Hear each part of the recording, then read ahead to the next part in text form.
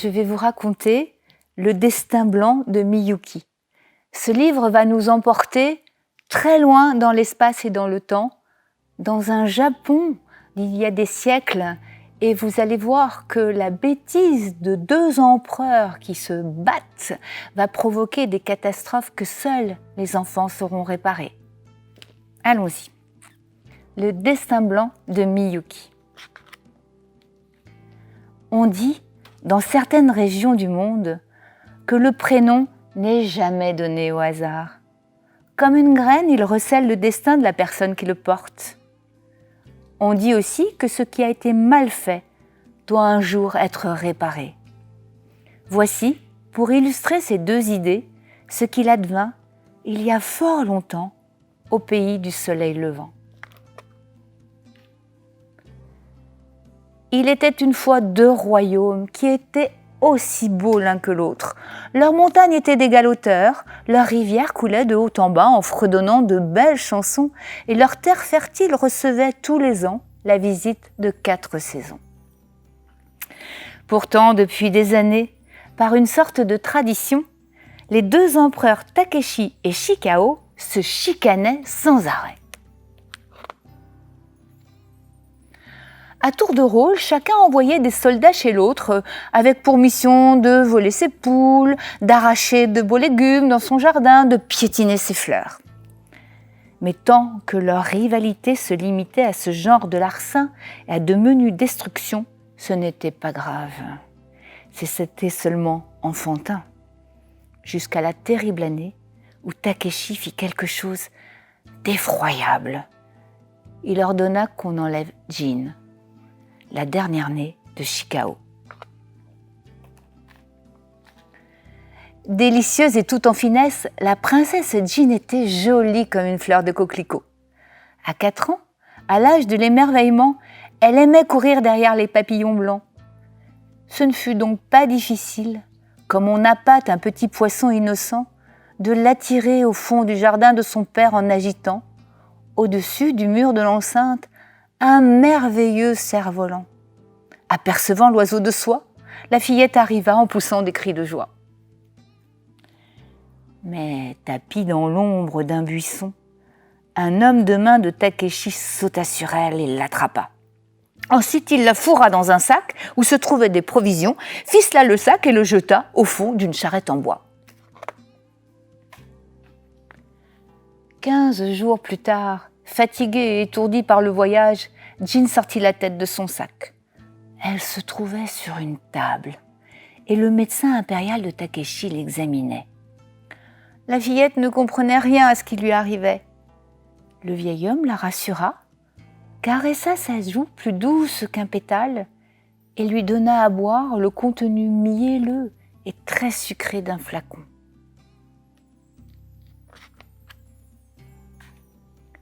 Jin tomba dans un sommeil très profond. À son réveil, tels des bateaux qui avaient fait naufrage et qui gisaient au fond des mers, hors de portée, sous le sable, toutes les images de son enfance avaient déserté son esprit. Ainsi avait-elle oublié la voix profonde de son père, le joli visage de sa mère, sa petite chambre délicate aux murs de papier de soie qui laissait passer la lumière, son joli jeu de cerceau, sa poupée Mitsuko, son rossignol, son poisson, et même jusqu'à son prénom. Le langage aussi s'était effacé en elle. Elle n'avait plus de souvenirs. Elle repartait à zéro. Alors, l'empereur Takeshi, déjà conquis par sa fraîcheur, la renomma Aikido. Cela signifie petit amour. Puis, sans rien dire de ses origines à quiconque, il la confia à un couple de paysans vivant non loin de là, afin que ceux-ci l'élèvent dans toute la beauté du monde, simplement. Enfin, pour achever d'effacer les dernières traces de son forfait, il fit tuer les soldats qui avaient enlevé l'enfant et détruisit le cerf-volant. Entre-temps, dans le royaume de Shikao, c'était la désolation. Fou de douleur, l'empereur fit fouiller les moindres champs. Jin était le soleil de sa vie. Elle était sa petite princesse. Alors, privé des doux rayons de son visage, et loin de ses rires et du son aigu de sa voix, il tomba gravement malade et vieillit prématurément.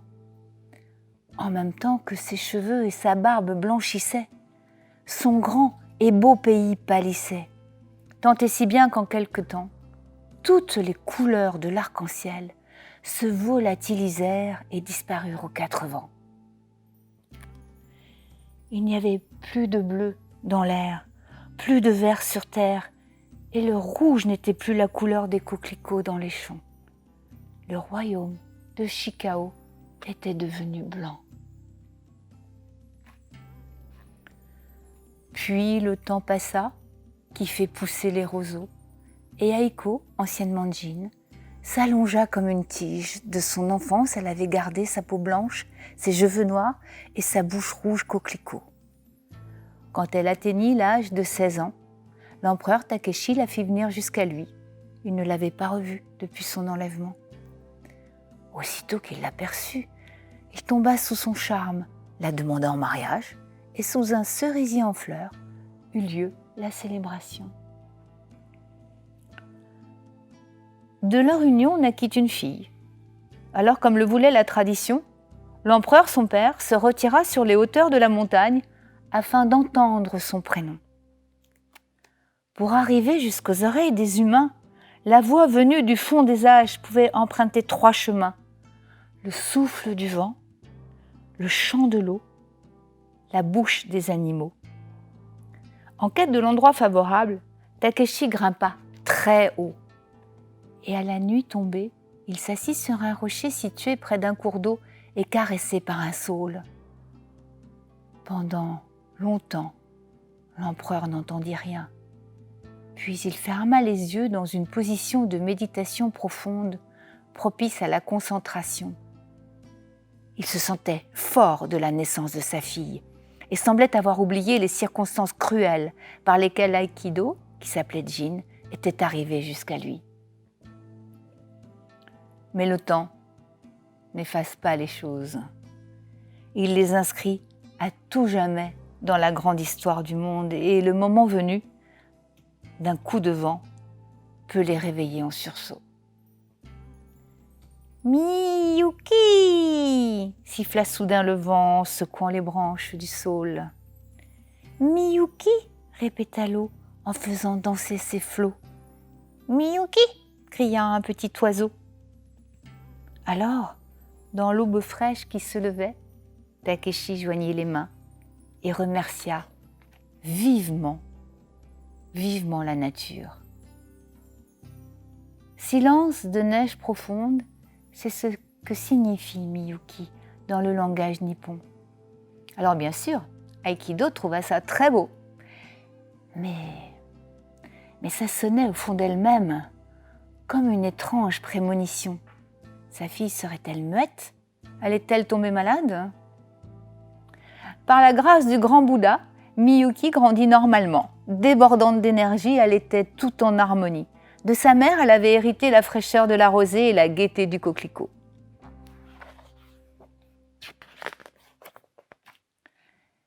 Mais à 4 ans, à l'âge de l'émerveillement, quand elle se mit à courir derrière les papillons blancs, une porte s'ouvrit dans son âme. Et, la nuit, quand elle était endormie, des rêves profonds s'emparaient d'elle et l'emportaient ailleurs, dans un autre royaume. Là-bas vivait un homme qui ne s'appelait pas Takeshi et une femme qui n'était pas Aikido. Ils avaient une petite fille, jolie comme un coquelicot. Sa chambre était délicate et elle aimait jouer au cerceau. Un soir, innocemment, Miyuki en parla à son père, mais la colère saisit celui-ci aussitôt. Alors Miyuki referma sa bouche et ne parla plus de ses rêves, qu'elle continuait à faire et qui l'envahissait chaque nuit avec plus de précision. À 5 ans, elle se mit à rêver d'un cerf-volant. La petite fille, qui s'appelait Jin, avançait vers lui en courant. À 6 ans, ses rêves amenèrent jusqu'à elle des nuées noires de corbeaux. Ils étaient peut-être 100. Nuit après nuit, pendant 1 an, Ils lui racontèrent l'histoire d'un royaume qui était devenu tout blanc. Et chaque matin, au réveil de Miyuki, il se dispersait dans le vent.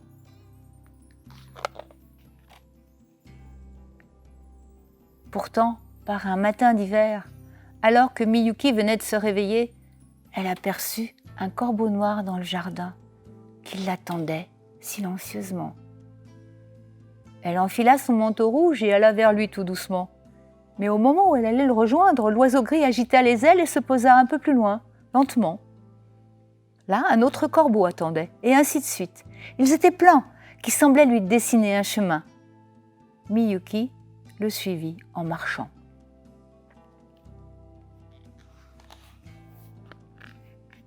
Ce fut le début d'un grand voyage. Parfois, Miyuki marchait sur la terre. D'autres fois, les oiseaux la transportaient par le ciel. Ils traversèrent ainsi de nombreux paysages. Jamais la petite fille n'eut froid. Jamais elle n'eut faim, car les corbeaux s'occupaient d'elle. Enfin, par un matin de printemps, ils arrivèrent au Pays Blanc. Il n'y avait plus de bleu dans l'air, plus de vert sur la terre, et le rouge n'était plus la couleur des coquelicots dans les champs. Miyuki frappa à la porte du palais. Le garde qui lui ouvrit la considéra étrangement. L'empereur Shikao, qui était vieux depuis longtemps, était à l'article de la mort, et selon un moine devin du royaume, seule une petite fille pourrait l'aider à mourir apaisée, si elle arrivait à temps.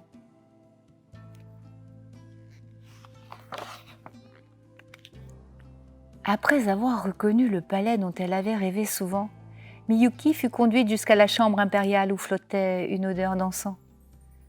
Couché dans un grand lit, l'empereur poussait des gémissements. Miyuki s'approcha doucement. « Je ne vous connais pas, dit-elle, mais j'ai rêvé de vous souvent. » Le vieil empereur ouvrit les yeux et ne crut pas ce qu'il voyait, car la petite fille qui était penchée sur lui ressemblait à Sajin comme une goutte. « Suis-je enfin mort ?» demanda-t-il. « Suis-je arrivé dans le pays de Bouddha ?» ?»« Non, répondit Miyuki, non. » Alors l'empereur leva la tête et demanda qu'on l'aide à s'asseoir promptement. Dans son regard brillait une flamme disparue depuis déjà si longtemps. « Comment t'appelles-tu » demanda-t-il à Miyuki. « Qui es-tu pour lui ressembler autant ?» Alors, debout près de lui, pendant un très long moment, la petite fille lui raconta sa vie dans le palais de Takeshi, entourée de son père, l'empereur, de sa jolie maman, et lui raconta ses rêves. Alors Shikao comprit ce qui s'était passé, et dans sa tête, le film de la vie de Sajin se décida tout doucement. « Et ta mère, est-elle heureuse ?» demanda-t-il. « Ressemble-t-elle toujours à ces fleurs de coquelicots que le printemps sème dans les champs ? Dans une autre vie, elle était ma petite fille. J'ai eu si mal qu'elle disparaisse. » « Oui, elle est très jolie, dit Miyuki. Ses yeux ne pleurent jamais et toujours sa bouche sourit gentiment. Mon père l'appelle sa beauté du chien maman. »« C'est bien. Rentre chez toi, dit Shikao. Maintenant je peux mourir tranquillement. Et surtout ne raconte rien à ta mère, puisque plus rien ne peut être changé. N'abîme pas son bonheur en lui disant la vérité. » « D'accord, je ne dirai rien, dit Miyuki, et elle serra la main du vieil homme. Dans certains cas, quand on sait certaines choses, on ne peut plus faire comme si on ne les savait pas. Quand Miyuki sortit du palais, les corbeaux l'attendaient dehors. « Gardez-moi avec vous, supplia la fillette. Emmenez-moi dans vos montagnes très hautes, là-haut. » C'était sans doute une demande juste, car les corbeaux furent d'accord.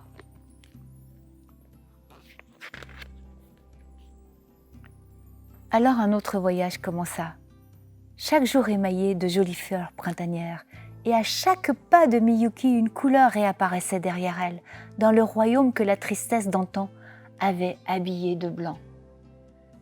Ce fut d'abord la couleur bleue qui reparut dans le ciel, puis ce fut le vert de la terre, puis ce fut le rouge des coquelicots dans les champs.